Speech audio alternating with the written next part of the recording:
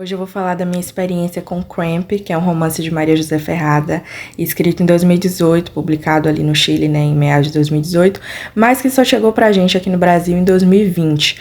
Esse livro, ele já nasceu premiado, ele já ganhou diversos prêmios, porque a narrativa é completamente imersiva, sabe? É um romance que em poucas páginas já te deixa impactada por vários motivos. E o primeiro motivo é que é narrado por uma criança. Eu acho que essa visão infantil, né, essa ótica infantil sempre dá uma cara diferente ao livro, como aconteceu no livro Se Deus Me Chamar Não Vou, que é um livro de uma autora brasileira que eu gostei bastante também. Em Cramp a gente já, como eu disse, vários elementos originais, desde a capa, que é uma criança fumando, então você fica meio... O que é que tá acontecendo aqui? Por que essa criança está fumando? Qual é a simbologia disso para a história? A gente também tem o título, que não é um título propriamente dito, a gente não sabe o que é Cramp, a gente só vai descobrir dentro da história que se trata de uma marca de serralheria. E o terceiro elemento que já te pega desde o início do livro é que os personagens, eles não têm nome, ela se refere a eles, né, com letras. E ela, a narradora personagem, ela é a letra M. E M, ela falta à escola, é uma criança que falta à escola para viajar com o pai, que é um caixeiro viajante. E aí eles moram em uma cidadezinha do Chile e sempre estão viajando para vender os produtos da marca Cramp.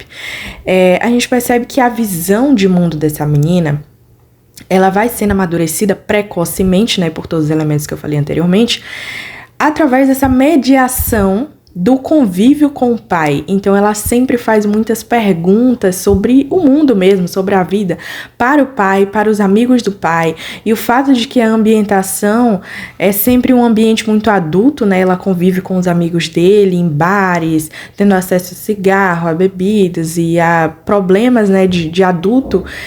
Ela vai construindo a visão dela. Então, ao mesmo tempo em que a gente tem uma ótica mais lirista sobre o mundo, mais infantil, mais ingênua, a gente também tem o peso de ser obrigada a amadurecer cedo e trabalhar cedo. E aqui eu destaco uma frase que ela fala, né, que quando anos mais tarde eu narrava aos meus amigos essas lembranças, que é as lembranças impressas no livro, tentava deixar claro que é o pai dela, né? Não havia sido inconsequente, assim eu chamava a minha avó, o inconsequente, mas um pioneiro da pedagogia sistêmica. Então ela coloca o pai nessa figura de uma pessoa que instruiu ela ao longo do tempo e que as nuances envolvidas ali, né, as problemáticas que quando mais tarde ela percebeu, elas não eram um problema propriamente dito para ela. E é uma coisa muito interessante, porque enquanto a gente vai vendo a história, a gente percebe os problemas, mas ela não percebe, afinal, ela é uma criança. E ainda assim, consegue captar as complexidades existentes na relação, mas claro, sob a ótica. Um outro aspecto que dá complexidade para a história é a figura da mãe dela, que é uma mãe que mora com ela, que convive com ela, mas que não tem contato com ela. É uma mãe ausente que mora na mesma casa.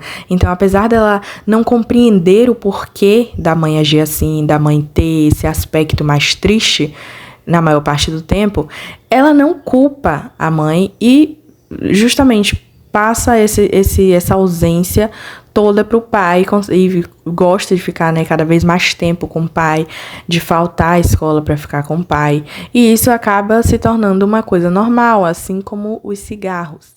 Ao longo do texto, através da contemplação dessa visão de M, que é uma menina mulher, né, é uma menina que foi obrigada a amadurecer precocemente, a gente vai compreendendo que nem tudo na vida é do jeito que a gente idealizou.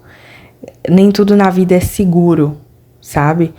As coisas, elas vão se modificando, elas vão se dissolvendo, o tempo vai, né, desfazendo várias coisas e vai construindo outras coisas no lugar.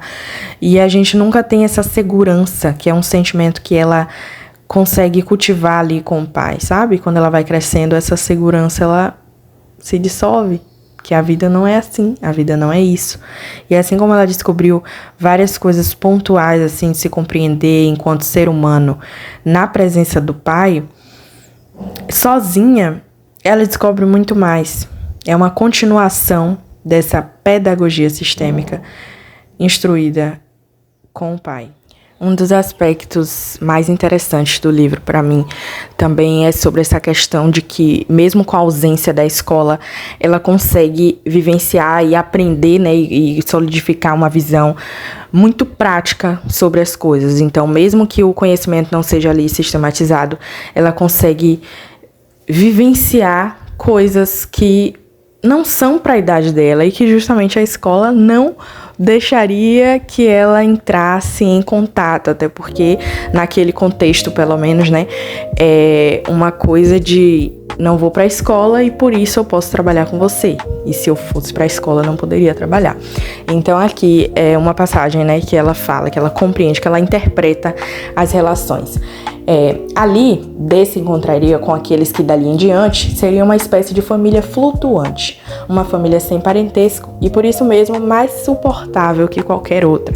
Então imagine uma criança, ela interpretar que as famílias, né, os amigos que você encontra pela vida, eles são mais suportáveis do que a sua própria família, justamente porque não tem essa relação de parentesco, essa relação de quase obrigação, né? Mas que pelo fato de ela conviver ali, observando sempre, observando e absorvendo muita coisa, as histórias dos outros caixeiros viajantes, né, os amigos do pai dela, ela consegue aprender essa visão de mundo.